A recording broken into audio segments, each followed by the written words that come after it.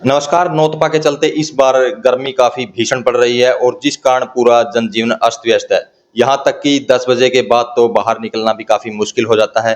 तो इस गर्मी के मौसम में अपने आप को कैसे बचाया जा सकता है? तो हमारे साथ श्री मल्टी स्पेशलिटी अस्पताल के संचालक हैं डॉक्टर पंकज राविस जी, जो कार्डियोलॉजिस्ट भी हैं। तो इनसे बातचीत करते हैं कि क्या कुछ इनके सुझाव हैं, किस तरह से आमजन अपने आप को इस भीषण गर्मी से बचा सकता है। तो आइए बातचीत कर लेते हैं। नमस्कार डॉक्टर साहब। नमस्कार विक्रम जी। सर, इस बार नौतपा के चलते काफ़ी भीषण गर्मी पड़ रही है, तो कारण क्या है?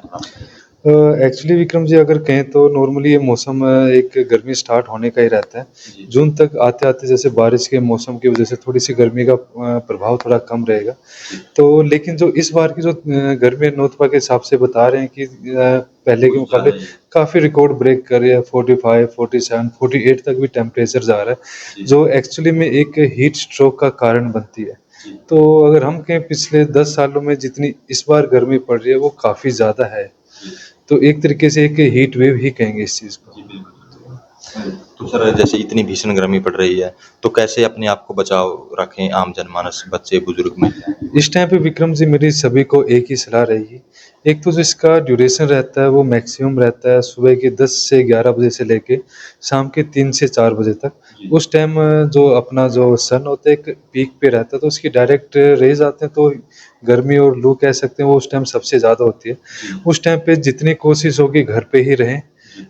कोशिश करें बहुत ज़रूरत हो तभी निकलें। बाइक्स या फिर साइकिल्स वगैरह कम से कम यूज़ करें। अगर कहीं ट्रैवल करना तो ट्रांसपोर्ट लोग जो पब्लिक ट्रांसपोर्ट होते हैं, बसेज़ हैं या खुद के व्हीकल्स हैं, उनका ही ज़्यादा यूज़ करें। बच्चे हो गए, बूढ़े हो गए ख़ासकर वो तो इस टाइम से बाहर निकलने की संभावना हो तो कम से कम कोशिश करें कि बाहर निकलें। और अगर बाय चांस बाहर निकलें तो पानी वगैरह ज़्यादा पिएँ, जो तरल पेय पदार्थ होते हैं, वो ज़्यादा से ज़्यादा लें। और घर के लिए भी मैं सभी लोगों को ये सजेशन दूँगा कि कुछ नेचुरल चीज़ें होती हैं जो बॉडी को कूल रखती हैं। जैसे नींबू पानी होता है, शिकंजी होता है, रूह अफ़ज़ा वगैरह हो जाते हैं और अपने फ्रूट जो इस टाइम पे आए हैं, तरबूज़ है, तरबूज़ का जूस है, गन्ने का जूस हो जाता है और सत्तू वगैरह हो जाता है, जो ये चीज़ शरीर को ठंडा रखने के लिए काम आती है। बट हमें अवॉइड करना चाहिए ख़ासकर जिनमें कार्बोनेटेड ड्रिंक्स होती हैं, जैसे कोल्ड ड्रिंक्स है, सोडा वगैरह, ये थोड़ा डिहाइड्रेशन बढ़ाती हैं और शुगर लेवल बहुत ज़्यादा होता है, जो इस मौसम के लिए वैसे भी हम लोग अच्छा नहीं मानते। तो खाना जितना हल्का हो सके उतना हल्का रखिएगा। हम ये कहते हैं कि रोटी अगर आप 5 लेते हो दिन में, बेशक उसको 3 कर दीजिए। तो लिक्विड चीज़ें, तरल पेय पदार्थ वो ज़्यादा लीजिएगा। तो सर कुछ पेशेंट हैं, पेशेंट क्या कुछ ध्यान रखें? उनके साथ में मेडिसिन भी चलती है, वो क्या है? पेशेंट के साथ भी एक अलग प्रॉब्लम हो जाती है इस मौसम में। जैसे गर्मी है तो मेडिसिन्स भी थोड़ी गर्म रहती हैं उसमें। कई बार मुँह में छाले वगैरह होना या कई बार मेडिसिन से लूज़ मोशन होना, वो कॉमन प्रॉब्लम रहती है। तो पेशेंट्स को हम लोग यही सलाह देते हैं कि एक तो जब भी मेडिसिन्स वगैरह लें तो थोड़ा गैप थोड़ा-सा 15-20 मिनट या हाफ एन आवर का थोड़ा ज़्यादा रखें। लिक्विड चीज़ें ज़्यादा बार-बार लेते रहें क्योंकि नॉर्मली मेडिसिन्स की वज़ह से डिहाइड्रेशन थोड़ा बहुत हो जाता है। इस मौसम में वैसे भी लूज़ मोशन की कंप्लेंट्स काफ़ी आ रही हैं।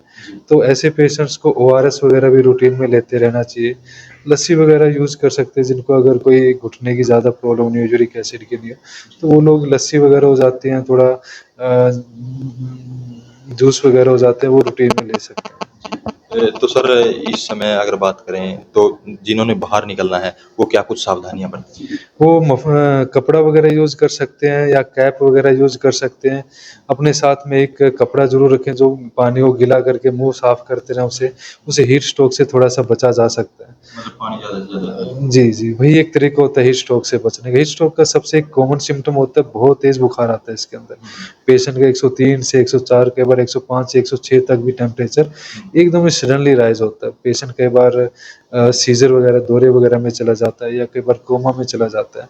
तो अपने साथ हमेशा कपड़ा ज़रूर रखिए ताकि उसको गीला करके अपने सिर के ऊपर रखते रहें या मुँह से बार-बार साफ करते रहें ताकि हीट स्ट्रोक कम से कम रहे। जी। तो इस मौसम में, गर्मी के मौसम में किस तरह के पेशेंट ज़्यादा बढ़ रहे हैं डॉक्टर साहब? इस टाइम पे ज़्यादातर लूज़ मोशन है, फूड पॉइज़निंग है, हैज़ा है और हाई ग्रेड फ़ीवर है जो नॉर्मली लू वगैरह इन सब से होता है। और कुछ पेशेंट रहते हैं जैसे सर्दी-ज़ुकाम क्योंकि ठंडा पानी वगैरह काफ़ी लोग पीते हैं, गर्मी हीट स्ट्रोक है इतना कि वो नॉर्मली पी लेते हैं। बट मेरा सजेशन ये रहेगा कोशिश करो मटके का पानी ज़्यादा यूज़ करो। अल्कलाइन रहता है, टेम्परेचर भी उसका मेंटेन रहता है और बाकी तरल पेय पदार्थ जितना लें उतना ही अच्छा है। बाज़ार की चीज़ों से बचें। उनसे हमेशा बचें क्योंकि इस मौसम में पेट आपका जो डाइजेस्ट नहीं कर पाएगा।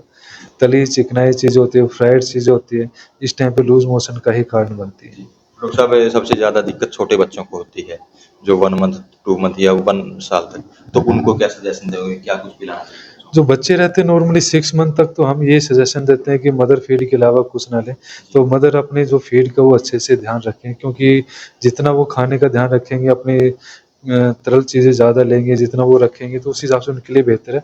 बट नॉर्मली 6 मंथ तक तो हम लोग सजेशन देते हैं कि मदर फीड उनको बार-बार कंटिन्यूअसली करवाते रहे। अबव 6 मंथ आप उनको ओआरएस वगैरह के घोल वगैरह दे सकते हैं। सत्तू वगैरह का बच्चों में यूज़ कर सकते हैं, चने का वो आटे की तरह ही जो रहता है, तो बॉडी को ठंडक देता है। उनको तरबूज वगैरह का जूस वगैरह दे सकते हैं। कोशिश करें शेक से हम लोग बचें, शेक थोड़ा-सा हैवी होता है, दूध वगैरह से वो रहता है। उसकी बजाय फ्रेश जूस है वो ज़्यादा बेहतर रहेगा उनको। जी।